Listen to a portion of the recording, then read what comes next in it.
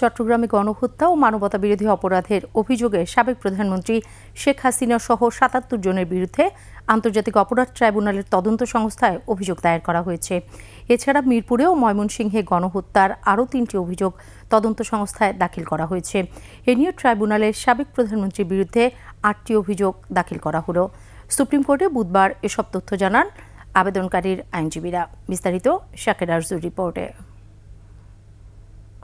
গত ১৬ জুলাই চট্টগ্রামের মুরাদপুরে কোটা সংস্কার আন্দোলনে নিহত হয় শিক্ষার্থী ফয়সাল আহমেদ শান্ত।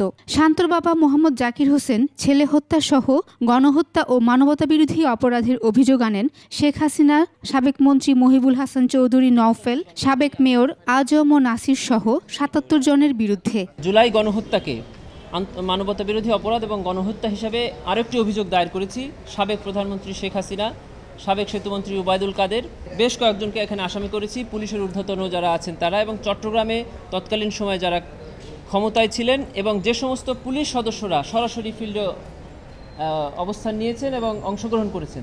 অপরাধের ধরনে বলা হয়েছে ১ থেকে ১৬ নম্বর আসামির নির্দেশে ও পরিকল্পনায় অন্যান্য আসামিরা নির্বিচারে গুলি করে বৈষম্যবিরোধী আন্দোলনকারী সাধারণ নিরস্ত্র ছাত্র জনতাকে হত্যা করে। যদি কমান্ডার বা সুপিরিয়র অফিসার দেখেন যে তার সাবঅর্ডিনেটরা এরকম ম্যাসাকার করছেন, উনি ক্ষমতা থাকা সত্ত্বেও যদি তাদেরকে প্রিভেন্ট না করেন, এটাও কমন রেসপন্সিবিলিটির মধ্যে পড়বে।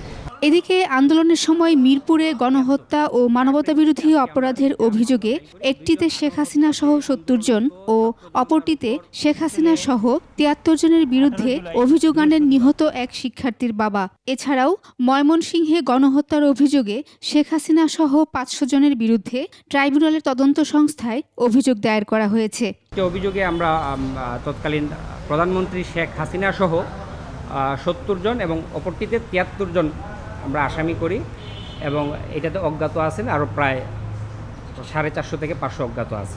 সাবেক প্রধানমন্ত্রী শেখ হাসিনা সহ ২৮ জনের বিরুদ্ধে করা হত্যা মামলা রামপুরা থানাকে এজাহার নিতে নির্দেশ দেন আদালত।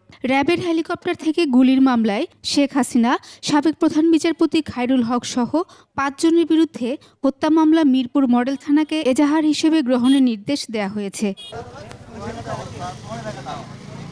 সাবেক প্রধানমন্ত্রী শেখ হাসিনা সহ ৪৯ জনের বিরুদ্ধে মামলা তেজগাঁও থানাকে এজাহার হিসেবে নথিভুক্তের নির্দেশ দিয়েছেন আদালত। সিলেটে বৈষম্যবিরোধী ছাত্র আন্দোলনকে কেন্দ্র করে হামলা, ভাঙচুর, আগুন ও লুটের ঘটনায় শেখ হাসিনা, শেখ রেহানা সহ ৮৭ জনের বিরুদ্ধে দ্রুত বিচার আইনে মামলা করেছেন জেলা ছাত্রদলের সহসভাপতি জুবের আহমদ।